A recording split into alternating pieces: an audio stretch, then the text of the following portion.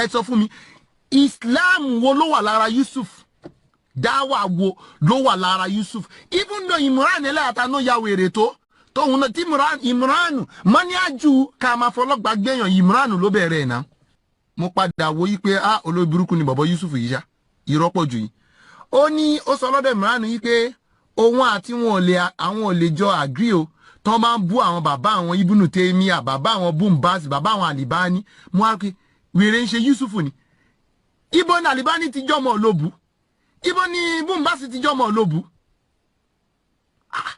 tí wọ́n pé wèrè ń ṣe Yusuf yìí àwọn bàbá yín Albani ló kọ́ yín ní kéwú ló kọ́ yín Kùránì tẹ́ ń kà lọ́ṣun ni bàbá yín Bumbas ló kọ́ yín ní Al-Kùránì tẹ́ ń kà lọ́ṣun ni ìwọ wá ń sọ pé àwọn bàbá yín Albani manuwa Albani manuwa Ibnu Taymiyyah Yusuf ó ṣèjọba o kò ń ṣe commissioner kò ń ṣe commissioner kò ń ṣe minister o ẹjọ́ tí irú àwọn Yusuf yìí tán bá rí ipò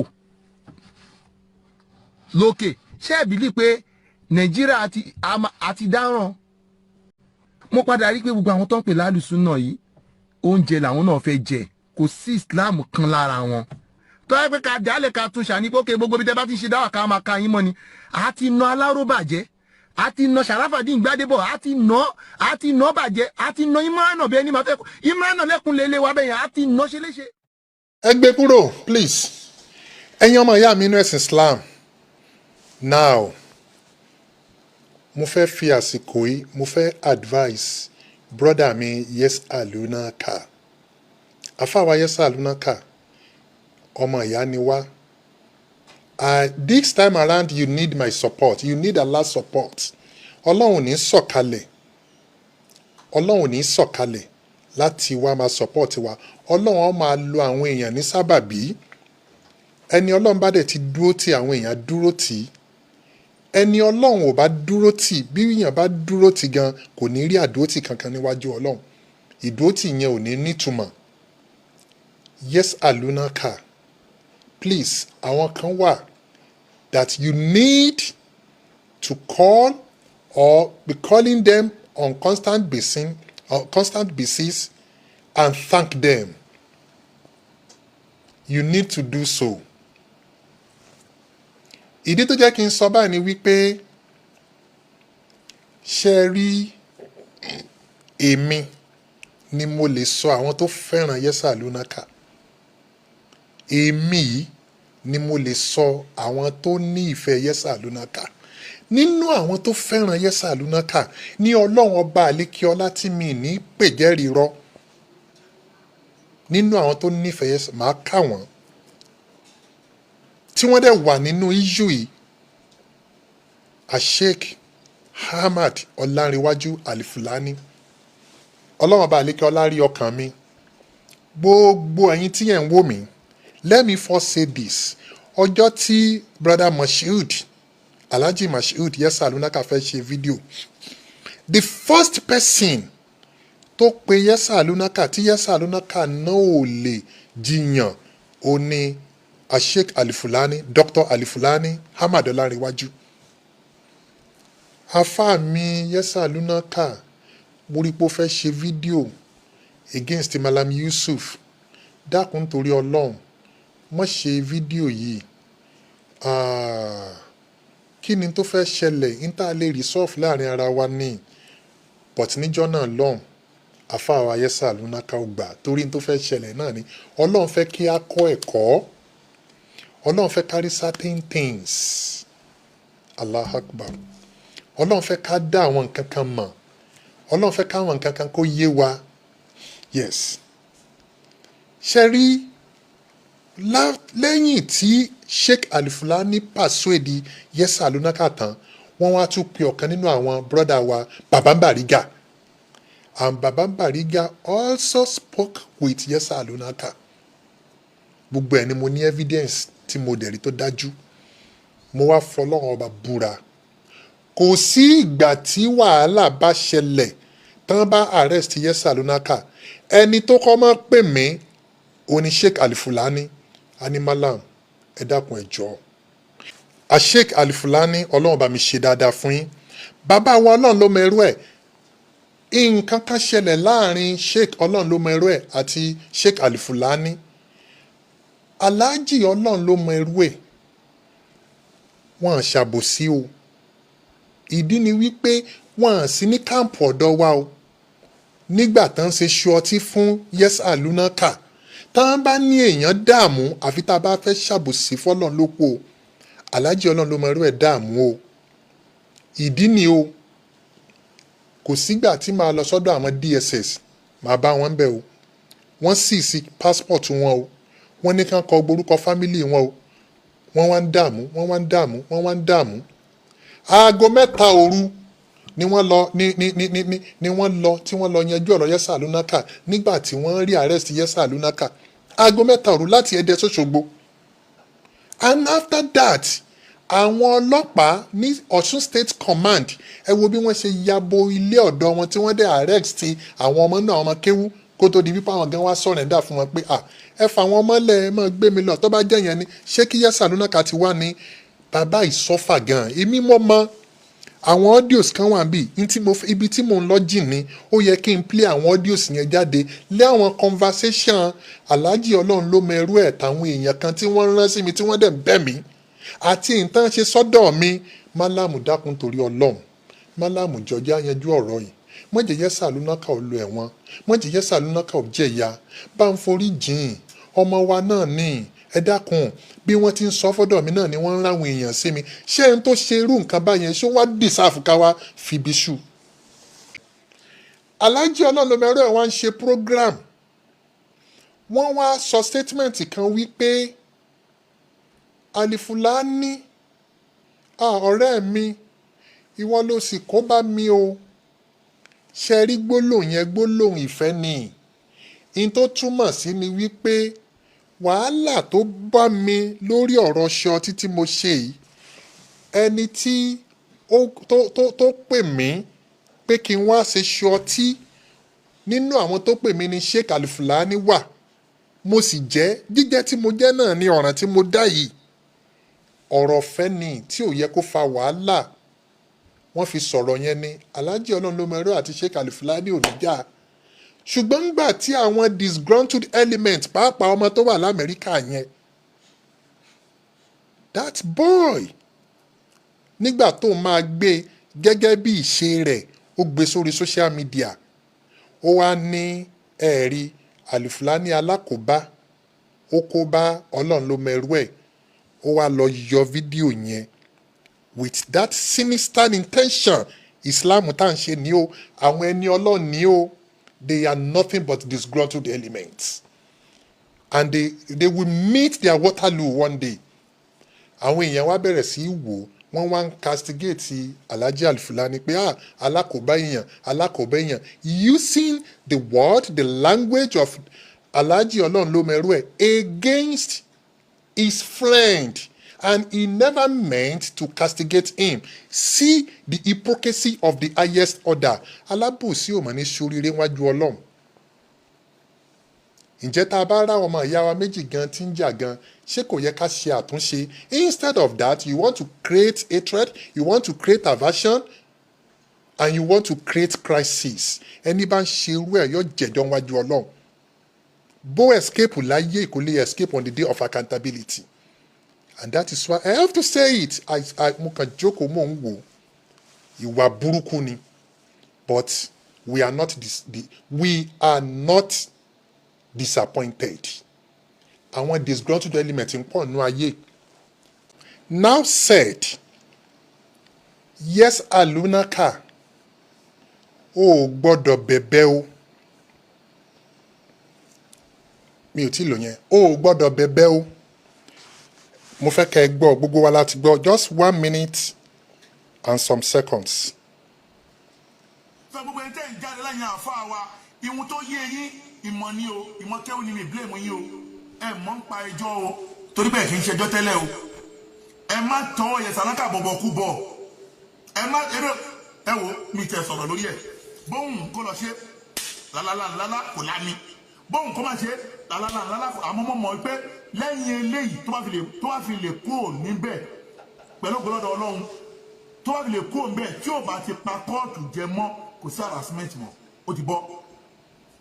ó ti bọ́ tí Ọlọ́run bá ti lè meet up bail condition ẹ̀ kò sí harassment kankan mọ́ kí kéèsì yẹn máa lọ fún trial tó bá dé trial level gbogbo tó bá padà wá ṣẹlẹ̀ ńbẹ̀ tó bá fẹ́ wọ̀n náà lẹ́sìn kò tí lọ sẹ́wọ̀n mú ni tó bá lọ sẹ́wọ̀n torí àfáà ẹ̀ tó burú jù ni tó bá lọ sẹ́wọ̀n torí ó burú jù ni àbọ́lọ́wọ̀n ní fi ra oore fún ṣé gbogbo tó ṣẹlẹ̀ sí àtìlẹyìn Yesalūnaka ẹ máa fa àlùbáríkà ìwé gbogbo ẹ̀yìn tó kù ṣé máa fa àlùbáríkà ìwé gbogbo tó kù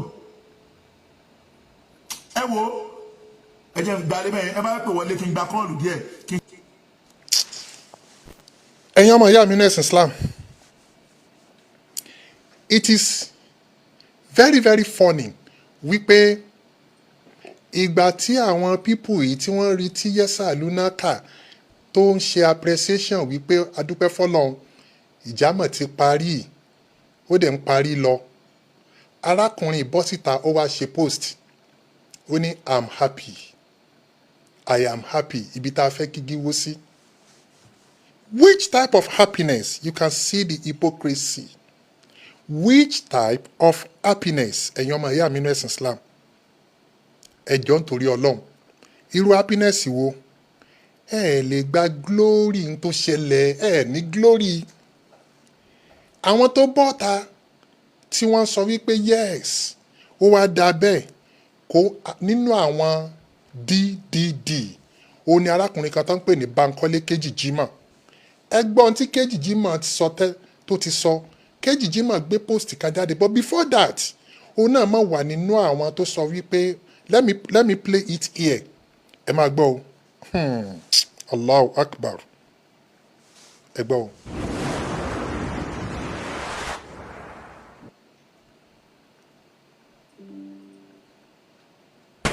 ẹ bọra lóbu gbogbo kéèsì ẹ èwo ló ti wíìnì báyìí o, ta ló ti rán lọ sẹ́wọ̀n? Yesalūnaka ó ti ń káàkiri ó ń ṣayé ẹ, Mọ̀nsúrà ó ń káàkiri ó ń ṣayé ẹ, Ustaz Jamiu ojoojúmọ́ ló ń ṣe lẹ́jọ́ ó ń káàkiri ó ń ṣayé ẹ, àárí rìsọ́ọ̀tì yìí. Mo sọ fún ẹ pé ẹyọ kan ẹ lè win, kò dẹ̀ sẹ́ni tó máa bẹ̀ yín, ẹyọ kan ẹ lè win.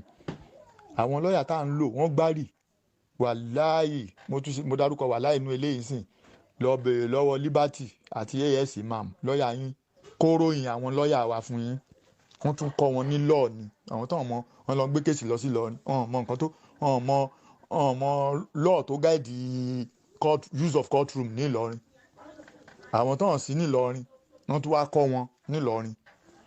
Kí ló ṣẹlẹ̀ sí kéèsì Yesalūnaka lóṣogbo? Kí ló ṣẹlẹ̀ sí? Wọn ò jíṣẹ́ fún ẹ nǹkan tó ṣẹlẹ̀ sí Adépọ̀jù. Báwo ni Adépọ̀jù ṣe react nígbà táwọn lọ́ọ̀yà yẹn gbé PO jáde? Ṣé o mọ nǹkan tó ń pè PO? Mo ti sọ nǹkan tó ń jẹ́ PO fún ẹ rí. Tó bá mọ nǹkan tó ń pè ní PO lọ wádìí, lọ sọ pé kí charge and bail lọ́ọ̀yà yín Liberty kó sọ fún ẹ.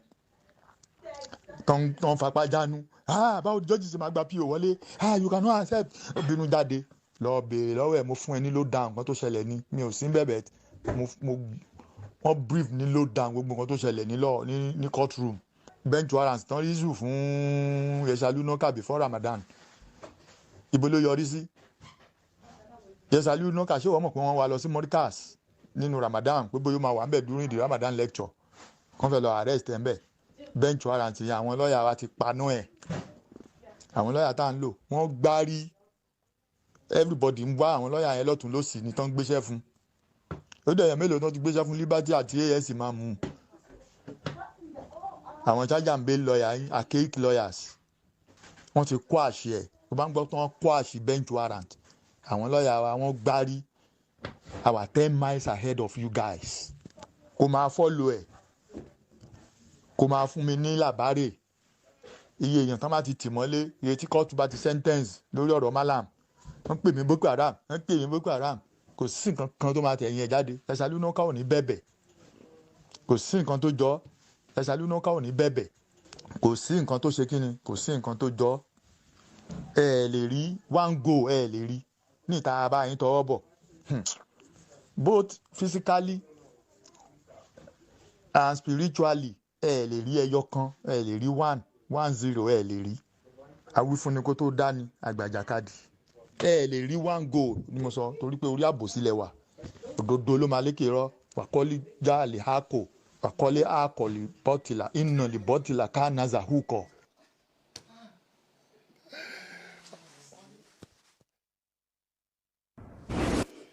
ẹ̀yin ọmọ ìyá mi nẹ́sìn Islam wàkọ́lé jákọ́lé hákọ́lé kọ́ọ̀lì ìnàlì kọ́ọ̀lì bàtúlẹ̀ káàlì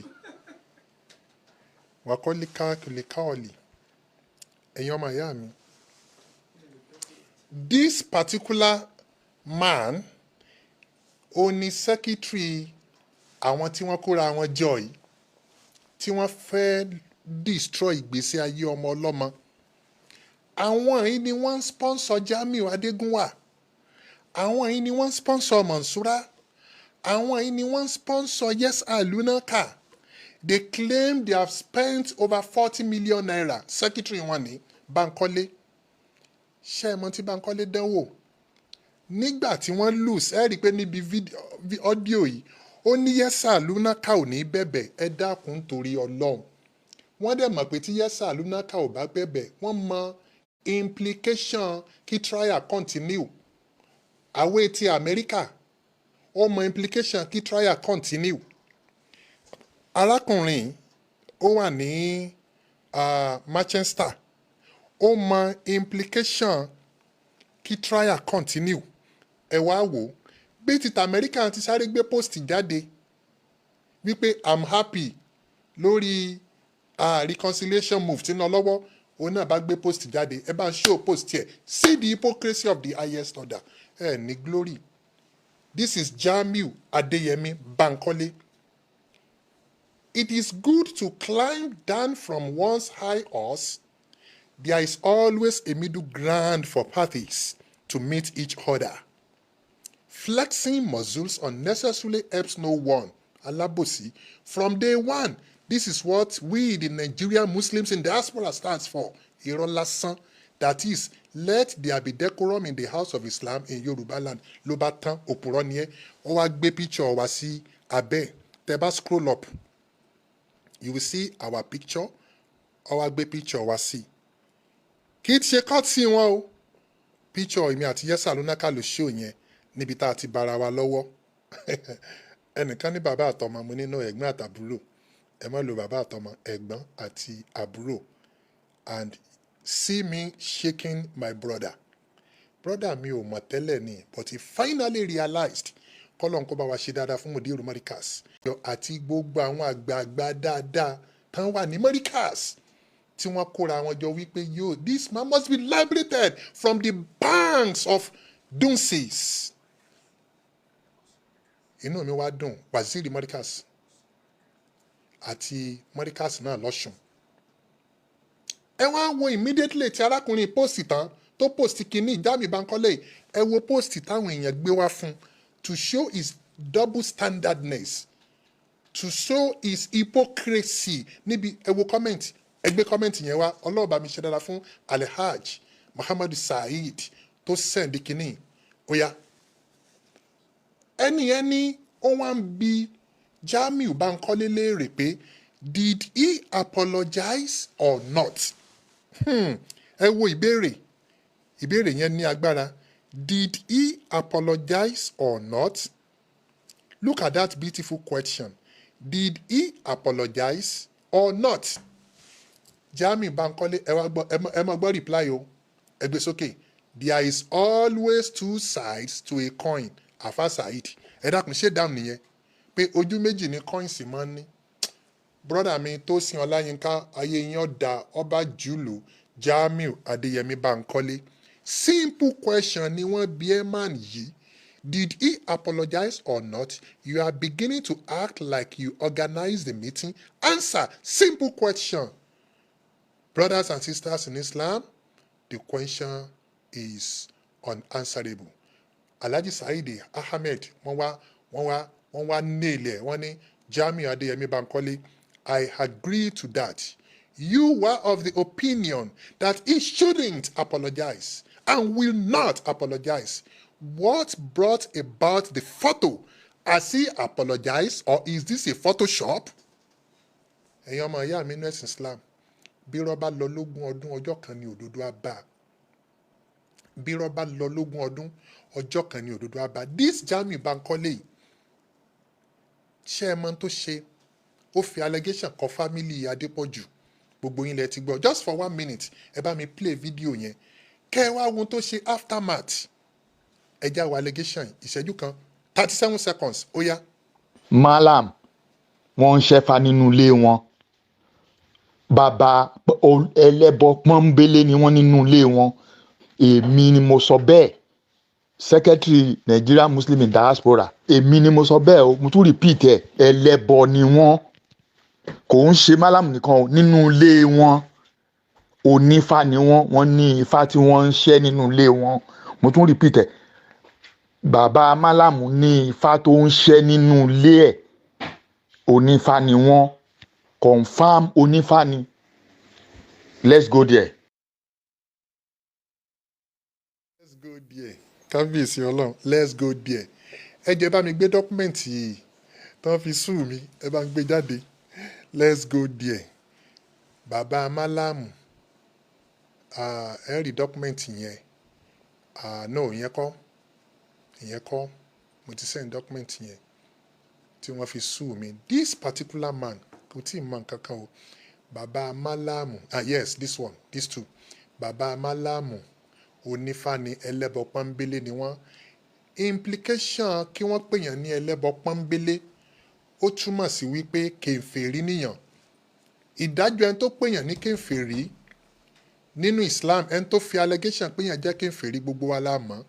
Tí èèyàn ò bá jẹ́ kèfèrí níbo ló máa return sí? Ẹni tó pèèyàn bẹ́ẹ̀. Jamiu Bankole, you will explain on the day of accountability. Ọ̀rọ̀ tó sọ yìí wàá ṣàlàyé o. Ẹ̀yin ọmọ ìyá mi, kí ni gbogbo àwọn people yìí kí náà fi yàtọ̀ síra wọn? These are set of people that gathered together tán wá wò pé ẹ jẹ́ ká díṣẹ́ Ọlọ́run lọ́wọ́. Ẹ̀yin ọmọ ìyá mi ní ẹ̀sìn Islam, mo mọ̀ ti bẹ̀rẹ̀ wáàsí yìí. In 5 months time, màá pé 29 years in this course of Islam.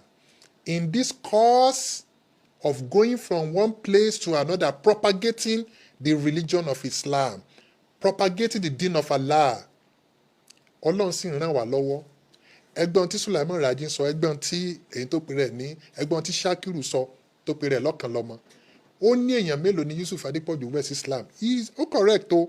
Èmi kọ́ ni mo wẹ̀ èèyàn sínú Islam. Ọlọ́run ló wẹ̀ wọ́n sínú Islam. Ó kàn ló wà ní sábàbí nítorí Ọlọ́run ní sọ̀kalẹ̀. How many people reverted to Islam through our dawa activities? Alhamdulillah, they are uncountable now. Ó ní èèyàn kankan ò gba Islam lọ́wọ́ Malam Yusuf Adépọ̀jù. Alhamdulillah, ṣebí kìí ṣe ìwọ ni wàá jọ́ọ̀jì wa. The world is watching you with sorrow, with agony, with regret. Ẹ̀yin ọmọ ìyá mi ní ẹ̀sìn Islam, ẹ̀yin òbí, ẹ̀yin bàbá, ẹ̀yin brọ́dà wa, ẹ̀yin ẹ̀gbọ́n wa, ẹ̀ ní fìdí jóná. Àmín. Ṣé rí, mo fẹ́ sáré kọ́kọ́ tó establish nǹkan kan. Bàbá wa Agbára Omi, ẹ ti ṣe fídíò yín náà ni wípé ẹni kí wọ́n máa ṣàdúrà fún Malam Yusuf Adépọ̀jù. Bàbá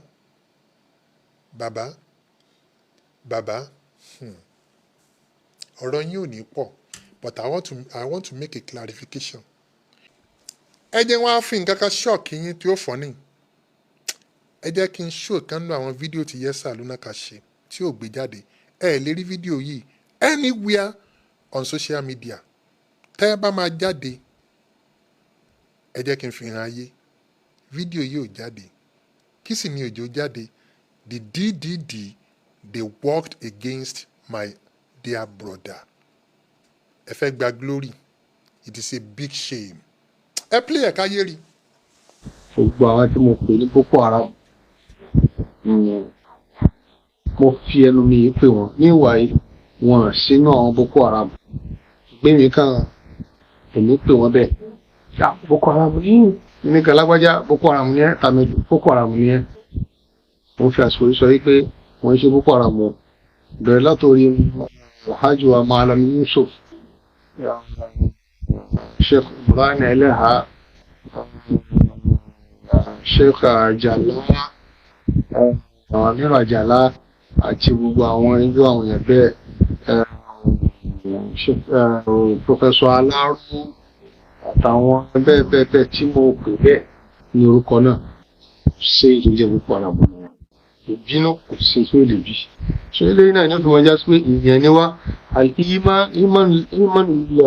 ìmánu ilẹ̀ mu'min yazid wa yanqus gbogbo tó bá jẹ́ ìgbàgbọ́ mẹ́yà ìmánu dínkù ìmánu lékún gbà mí ibi tó bá ti dínkù òun náà nírú àwọn kan báyìí tí èèyàn ní owó ọ̀rọ̀ kéèyàn tó sọ èèyàn sì fẹ́ kéèyàn bá yọnu ọlọ́run bá pàdé lórí àwọn gbogbo àwọn kan tí ẹ̀ bá sọ látara àdélé gbogbo àwọn tá a pè ní Boko Haram látòrí Malam Yusuf Adépọ̀jù kí wọ́n máa dìyàn àtàwọn àtijọ́ wọn àti gbogbo àwọn nǹkan míì tí ẹ̀ bá sọ ní tí ó dá wọ́n yẹn ṣe rárẹ̀ Boko Haram wọ́n yẹn ṣe apààyàn wọ́n yẹn ṣe gbọ́mọgbọ́mọ wọ́n yẹn ṣe kidnapper. ẹ̀yin ọmọ ìyá mi nínú ẹ̀sìn Islam. This video was made before Yesalūnaka left for holy pilgrimage, Hajj. But kò jáde because of what? Àsìkò tí tó. But thank God wípé à ń lè sọ tá à ń sọ yìí. Tó bá jẹ́ wípé àṣírí ò bá tú, they could have used Yesalūnaka as a collateral damage. Ẹ̀yin ọmọ ìyá mi nínú ẹ̀sìn Islam. Nígbà tó di March 19, before March 19, the Council of Islamic Preachers approached me through Sheikh Baba Lagbaji, Baba wa Ajiboye Lagbaji nílùú Ondo, kọ́lọ́n kó bá mi ṣe dáadáa fún wọn. Bàbá náà ò ní àbòsí, wàláhì. Wọ́n wá pàrọwà fún mi, wọ́n ní ẹjọ́ afẹ́ wá, ó ní tẹ́ bá wo fídíò yẹn ní March 19 ẹ rí wípé a ṣe program Alhaji wa Taofik Akéwùgbà Gold kọ́lọ́n kó bá mi ṣe dáadáa fún wọn, àwọn náà wà ń bẹ̀ as the chairman. Alhaji Ọlọ́run ló mọ ẹrú ẹ̀ ṣọ́ọ́tì, àwọn náà wà ń bẹ̀. Ẹ rí pé bàbá Adépọ̀jù náà wà ń bẹ̀. Tẹ́ ẹ bá wo meeting yẹn dáadáa ẹ rí wípé meeting yẹn wà deadlock because of certain things tó ṣẹlẹ̀. Àkọ́kọ́ wọn àmú Yesalūnaka lọ́wọ́ ẹ sì wò níjọ́ tí wọ́n bá mi plan meeting yẹn wọ́n ní Yesalūnaka máa wá. Wọ́n wá láwọn fẹ́ kí n ṣe ọ́díò pé ṣé àní mú as at that time warrant of arrest ti wà lórí Yesalūnaka. Mo wá ṣe ọ́díò fún wọn.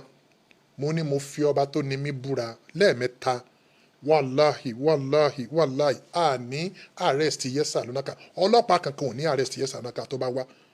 No. Mo ní tó bá ṣẹlẹ̀ ní tí mo sọ ẹ plé ẹ̀ fàyè káyé lè rí mi láláì dá èèyàn. But ìgbà tán ń bọ̀ Yesalūnaka ò tẹ̀lé wọn. Why? Because of the plan, the DDD, disgruntled diasporic donors. Àṣírí yín ti tú o. Àṣírí yín tú gan. Ọlọ́run mọ̀jà fìdí jóná mọ̀ sì lò wá sí aburú. Ọmọ ọlọ́mọ tó sì lọ́mọ tó níyàwó ẹ wá ní kó kú sẹ́wọ̀n, ẹni kó pẹ́ lẹ́wọ̀n, ẹni kó máa lọ nú ẹ̀wọ̀n, ẹni kó lọ ṣẹ̀wọ̀n. Ayé mọ̀ níkà o. Mò ń bọ̀. Ẹ̀yin ọmọ ìyá mi nínú ẹ̀sìn Islam, gbogbo ẹni tí ó wá ń fojú ẹni bí wò mí tàbí tán fi ń wo àwọn lawyers wa tàbí tán fi ń wo academic generally, ìbéèrè tá a béèrè ní ẹjọ́ ṣéyàn burúkú ni wá? Àwọn èèyàn pọ̀ tí wọ́n mọ̀ wípé a kì í ṣèyàn burúkú tí wọ́n sì mọ̀ wípé we want peace. Àwọn tí ń da ilẹ̀ Yorùbá rú ó ní àwọn ará bíi the diasporic donors. Àmọ́ o ṣe rí ìdùnnú kan tí mo rí ni wípé nínú wọn náà láti rí àwọn tí ń fún wa ní information ọlọ́ngbọ́. Nínú wọn ẹ̀yin gbọ́ ti mọ̀ kí kò sí ní tẹ́ ẹ ṣe tí ò mọ leak sí wa lọ́wọ́. Kò sí nǹkan tẹ́ ẹ ṣe táṣìírí yín ò mọ tú torí pé ẹ sí lórí òdodo. Bàbá wa agbára omi ẹ ti ṣe fídíò ẹ ti ní ká ṣàdúrà fún mi.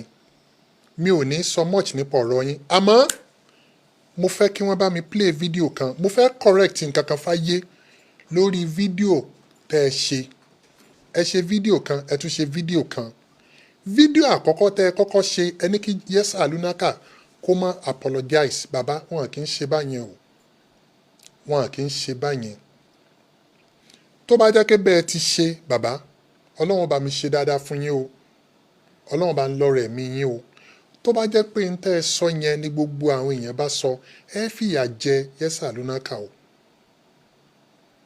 tó bá jẹ́ pé bẹ́ẹ̀ ti sọ yẹn táwọn èèyàn bá gbọ́ torí ń tẹ́ ẹ sọ ni wípé ẹ instigate mọ̀rìkàsí káwọn náà lọ gbé kéèsì dìde we can never build something or nothing kí ni wọ́n sọ pé mo ṣe pọ́n gbé kéèsì dìde bàbá agbára omi wọn kì í ṣe báyẹn o ẹ̀dẹ̀ sọ́njọ́ kan ẹlẹ́yin gan máa ń dá sí academy program ó yẹ kẹ́ ẹ máa pẹ̀tù sáwọ̀ ni n tí ò jẹ́ ń lè sọ̀rọ̀ much lórí ọ̀rọ̀ yín ni pé ẹ ti padà ṣàtúnṣe gẹ́gẹ́ bí ẹlẹ́ran ara àmọ́ ń gbà tẹ́ ẹ tún fẹ́ ṣe another video míì ẹ sọ̀rọ̀ kan mo kàn fẹ́ clarify ọ̀rọ̀ ẹni mi ò bú yín èmi ò ń búyàn nígbà tí ọmọ ìyá mi kan ọ̀rẹ́ mi dáadáa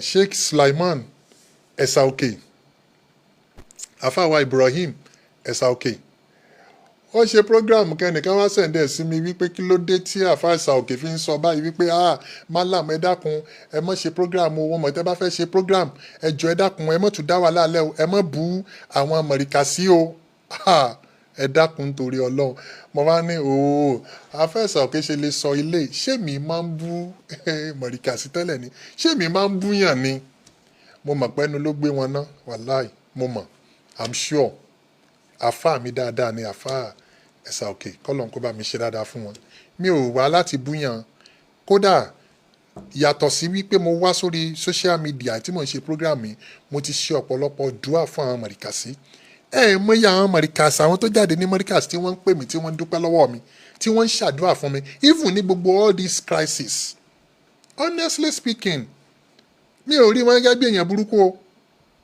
èèyàn dáadáa ni wọ́n mo tiẹ̀ láìkí brọ́dà mi kan tó bọ́ta tó ní ẹ̀wò àsìkò tá a wáyé kì í ṣe àsìkò tá a máa búyàn o ẹjẹ́ a máa bẹ̀bẹ̀ ká yanjú gbogbo ẹ̀ ní o gbogbo àwọn tó dá sí látòrí bàbá wa Chief Imam of Ìlọrin kọ́lọ̀ kó bá mi ṣe dáadáa fún wọn.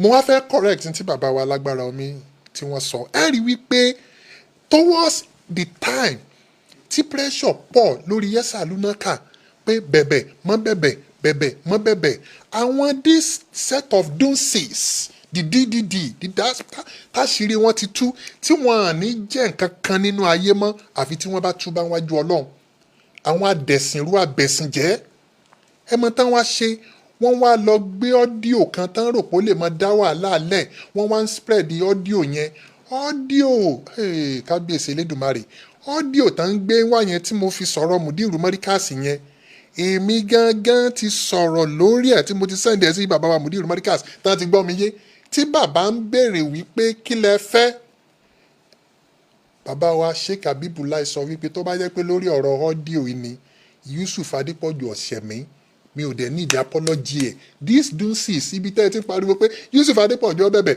kó lọ bẹ̀bẹ̀ o bàbá wa mùdírù mọ́ríkàsì ní àwọn ò ní ìdí apology mi kí n sì máa wà bẹ̀bẹ̀ lọ́ba tán ojú bá tì mí wọ́n wá ń gbé ọ́díò yẹn láti lè create problem ẹ wá mọ tí bọ́ọ̀ tó wà l'Amẹ́ríkà yẹn lọ ṣe tí ìbá ṣe aláburú ẹ̀dá in tí ẹni ṣe fún Sheikh Al-Fulani látara program tí Alhaji Ọlọ́run ló mọ irú ẹ̀ ṣe ó ti ṣe fẹ́mi náà torí wípé kò sí èèyàn tí ó wà láyé àfi kọ́lọ́ ń lò sí àìdá dáadáa tàbá burú ni ẹ wo aburú tárakùnrin ṣe yìí mo mọ̀ fẹ́ lọ gbé wá níbi page but it has been screen recorded níjọ́ tí àfa Saheed sì tún ṣe program kí n tó sọ̀rọ̀ ẹ bá ń play tí bàbá wa lágbára omi sọ. n tó bẹ̀rẹ̀ ọ̀rọ̀ gangan ni pé ọmọ ìyá wa kan ní Belfast sọ̀rọ̀ fún mi ìdẹ́fẹ́ dákọ̀ Belfast so ọmọ ìyá wa kan nílùú òyìnbó ó ń ṣe program kan níjọ́ yẹn kódà mi ò fẹ́ máa dá fìtínà lẹ́nu torí irú program bẹ́ẹ̀ yẹn èmi máa ń rìkọ́dù ẹ̀ fóònù tèmi máa fi ń gbọ́ program ó máa ń wà automatically recording máa ń record kalẹ̀ so ẹnìyẹn ń bú Mùdírù lọ́wọ́ lọ́mọ ìyá wa yẹn so kọ́lọ̀ ń bá ṣe dáadáa fún kọ́lọ̀ ń bá yí padà sí dáadáa kó ṣe bá ṣe ń fẹ́ torí pé gbogbo àwọn tó ń rò pé wọ́n sí lójú ọ̀nà ọ̀pọ̀lọpọ̀ ló wà lójú ọ̀nà la fi sọ pé àwọn tí ó yẹ ká máa ṣàlàyé ọ̀rọ̀ fún wọn pọ̀ ńlẹ̀ ó sì wá lè jẹ́ pé àwa ara wa là á mọ̀ bára wa jà so ìgbà tẹ́nìyẹn ń bú Mudiru Markaz léèbú tí ò dáa lórí ọ̀rọ̀ Sọ̀híhù Bukhari àti ọ̀rọ̀ nípa Jésù ń bọ̀ Jésù ò wá àsìkò yẹn ní ọmọ ìyá wa yìí pè wọlé ní ọ̀rọ̀ Mudiru ń yẹ̀yẹ́ rẹ̀ so sẹ́mọ̀ pé ọ̀rọ̀ dàbí pé èèyàn mẹ́ta ń jẹun so èèyàn kan kó bẹ̀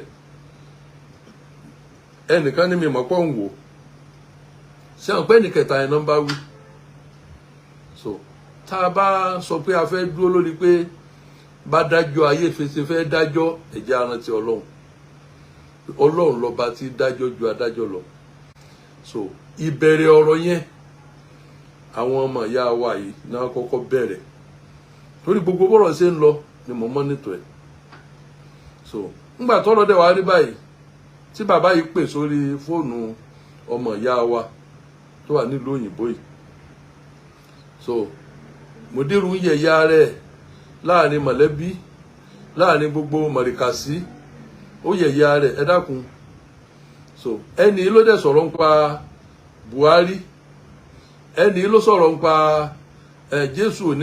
Jésù ò ní wá mọ́ so jẹ́ ń sìn so ọ̀rọ̀ yẹn ló dẹ̀ ń gbóná so ọmọ ìyá wa yìí ó wá pè ẹ dákun tànà ń bá wí so kò sẹ́dìgbà tó bá dákọ̀ Shehu Habib Mudiru Markaz no kò sẹ́dìgbà yẹn téèyàn bá jẹ́ olódodo téèyàn ò bá fẹ́ ṣàbòsí ìbẹ̀rẹ̀ ọ̀rọ̀ gangan nu so Mudiru Markaz ń parọ́ Mudiru Markaz oníwòrowòro ni ibi tọ́rọ̀ ti bẹ̀rẹ̀ nu so ibi kọ́ọ̀lù yẹn bá ṣe pé ọmọ ìyá wa tó wà nílùú òyìnbó yẹn bá ṣe pé yẹn ní tó dọ́rọ̀ lẹ́gàn nu ẹnìyẹn ń bú Mudiru lọ́wọ́ ó ń bú Mudiru lọ́wọ́ tó yẹ pé gbogbo ẹbẹ́ yẹn bá jorí ahúnjọ́ náà orí rẹ̀ máa wú kí ló dé àwọn bàbá tán ṣe wàhálà ṣé n tó yẹ ká fi mọ san àwọn ọmọ wọn lélẹ́yìí lẹ́yìn ìgbà tí wọ́n lọ sọtẹ́ni yẹn ń yàkàyàkà wọn gan ìgbà yẹn ni pé wá wọlé pé ó ní kinní kan Jésù ní wá mọ́ ó ní kinní kan ó tún ń bú Buhari ó ń bú kinní kan ó ń bú kinní kan so ìyẹn ẹni tó ṣe program lọ́wọ́ yẹn ìgbà yẹn ni pé ọmọ ìyá wa tí wọn jọ ń fa wàhálà ló jáde tó ní kinní kan so tíyẹn bá tún play rẹ̀ èèyàn ń dákun nù mo ti sọ ẹ̀yin náà ó wà nù social media káàkiri ó wà nù kinní kò sẹ̀dìbà tó bá dákọ pé ṣé wà bíbù no pàmò alámiyàkùn bímọ ansalallahu fawulahika humu solimun.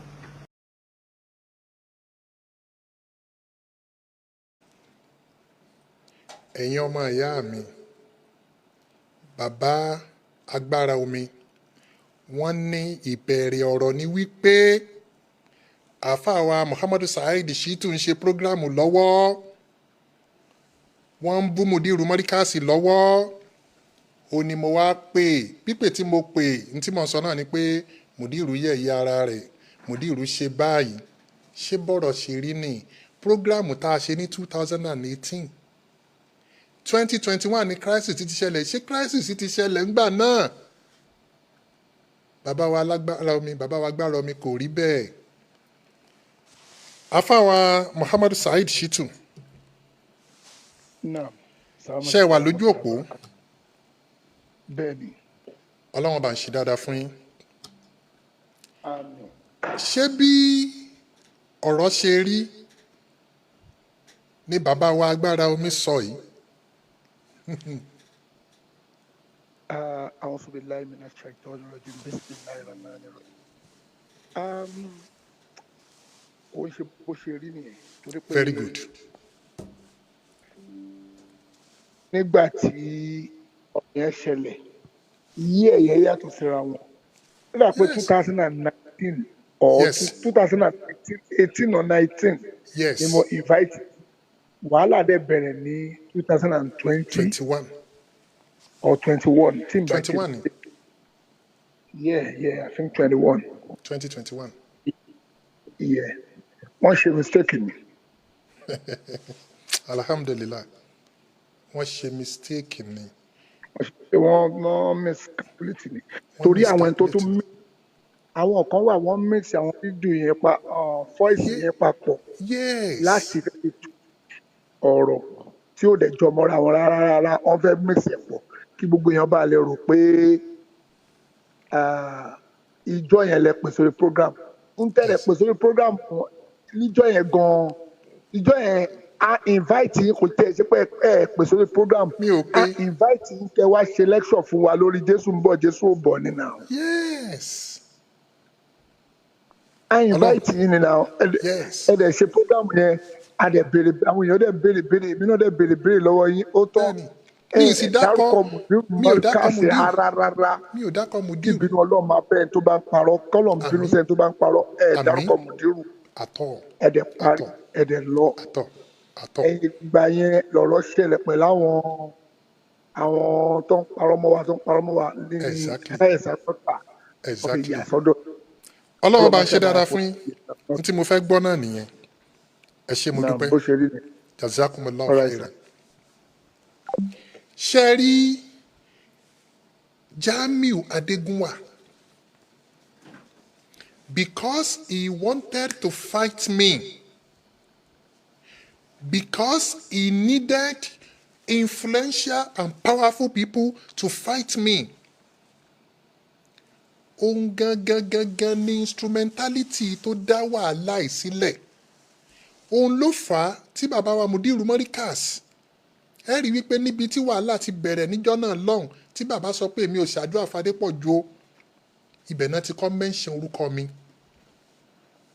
Ibi tí wàhálà ti bẹ̀rẹ̀ nìyẹn. Mi ò fẹ́ padà sẹ́yìn mọ́ torí mi àti bàbá wa Mudiru Morikas a ti sọ̀rọ̀, wọ́n dẹ̀ ti ṣàdúrà, wọ́n dẹ̀ ti bẹ Ọlọ́run pé k'Ọlọ́run jẹ́ kí gbogbo ẹ yanjú.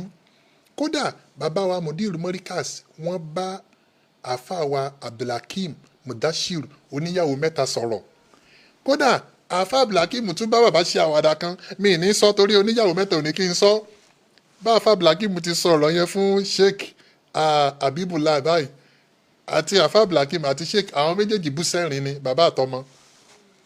Because àwọn aláburú yìí ọ̀tọ̀ ní nǹkan tí wọ́n lọ sọ fún Mudiru Morikas. Ní tó dá wàhálà lẹ́ni àṣírí wá tú. Bàbá wa lágbára omi kì í ṣe bọ́rọ̀ ṣe bẹ̀rẹ̀ nìyẹn o. Inú mi dùn pé mistake lẹ ṣe, mistake ò sì lọ́gàá. K'Ọlọ́run ọba nínú ọlá náà àánú ẹ̀ kó bá wa ṣe àforíjìn fún yín. Àmín. I think I have clarified that.